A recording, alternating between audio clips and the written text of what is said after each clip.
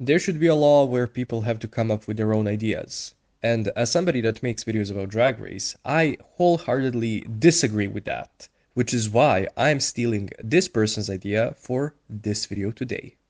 Hey, how y'all doing? That was not good. What am I doing today? Why am I filming myself after like years and years of not doing it? What is this lighting? Where am I? Well, okay, so today's my last day living in a student dormitory, which is a big deal. Because if you remember, most of my early videos when I used to film myself were done in a student dormitory. I'm getting my own place soon. So like I wanted to kind of commemorate that as like the end of an era in my life. Yeah, I also wanted to do a quick video. Well, I don't know how quick it will be. I'm gonna try my best to make it quick. But yeah, I want to do a video. And you saw the title. You might be wondering, why am I doing this video? Isn't it obvious? Why am I yellow or blonde or whatever? It really doesn't matter. What matters is talking about who the winners of Drag Race would vote for in this upcoming US election. Now you might be wondering, why am I doing this? Isn't it obvious? Like, doesn't it make sense that mostly queer people would vote for a certain candidate, meaning Kamala? Well, yeah, I mean, duh, but we're not doing that. We're talking about who the winners would be voting for as their characters on Drag Race, meaning what kind of role they filled. You'll see what we're going to be doing. It's a pretty self-explanatory list. Let's get into it. So, the first winner of Drag Race, meaning Bebe Zahara Benet, she, as a winner, was one of the main characters of her season. She was one of the main heroes of her season. She was very proud of her African culture, and she brought that to the show, to the competition. So, obviously, like, who else is she gonna vote for but Kamala?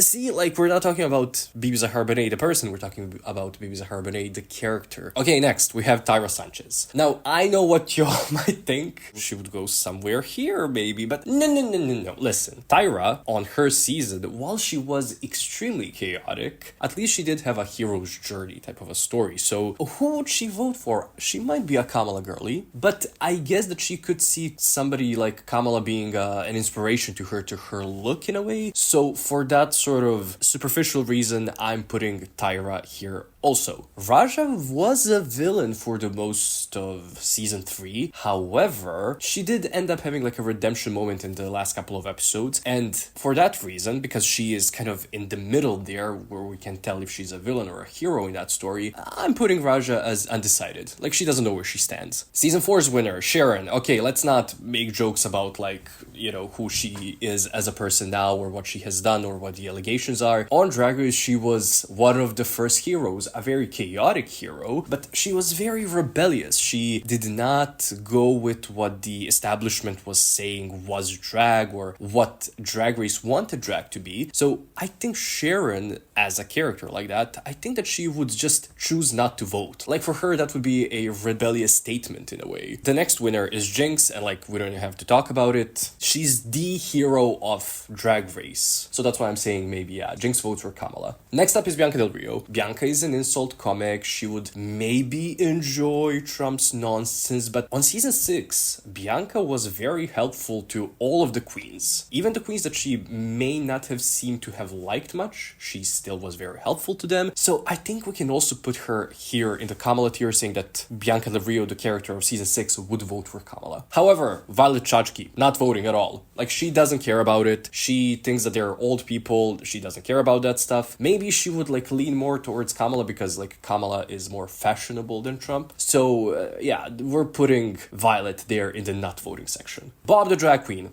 easy. She's voting for Kamala, like a hero who helps people, who wants good for everybody, even the people that she's up against. She's up there. Sasha Velour. Oh my god, I forgot to have a this tier. Yeah, so pretend this was here all along. Sasha Velour. I think that on one hand, she would not obviously enjoy anything that Trump does. However, on the other hand, I don't think that she would enjoy anything Kamala does, because don't joke about that. I think that the character of Sasha Velour, would have trouble with Kamala Harris making a joke out of everything. So I think Sasha would go for like an alternative route and vote for a third party. Okay, Aquaria. So she's kind of like Raja for me, where like she starts the season as a villain, but she spends way less time in the season being a villain. villain. She's like a villain for, I don't know, like 3 episodes. The beginning of season 10, Aquaria votes for Trump 100%. But, you know, for the majority of the season, Aquaria is a little more like a Kamala girly. You know, she's silly, she laughs about things that maybe sometimes you shouldn't laugh about, and she laughs in serious moments, and she's very endearing and fun, so Aquaria votes for Kamala 100%. Season 11 winner Yvie, she was a chaotic person on season 11, and I think that she, kind of like Sharon and Violet, but for different reasons, she would just choose not to vote. Like, if she could vote, like if she had to choose between Kamala and Trump, she would go for Kamala, but she would rather choose not to vote because that would be way more chaotic. Season 12 winner Jaida, she votes for Kamala. Easy. Jaida was a hero of her season, but she was so much so not shown that the little that was shown to us about her was good. Like, it was a positive edit. Obviously, we could have seen more, and she might be a monster of a person, but she's not. Symone, however, well, okay, not however, because she is going to vote for Kamala as well. She represents that sort of young person that wants the world to be a better place, or at least the USA, because we know that neither Kamala nor Trump wanted the world to be a better place. And even though Symone did rely a lot on her, you know, good looks, she still made herself her own person during the season, so obviously she's a Kamala voter. Okay, next up is Willow Pill. I think that she would vote for a third party. She's a little out there, and on season 14, even though she was the winner, she was practically invisible for like the middle of the season. And when she was visible, she did have good choices. Kind of like a fair amount of third parties in the US, they are invisible, but some of them have like some really good things to say, and they should be heard a lot more. And also, again, with that sort of like hippie energy and the fact that Willow Pill loves mushrooms and whatever else, I think that she would want somebody who supports that wholeheartedly, well, also wholeheartedly, yeah.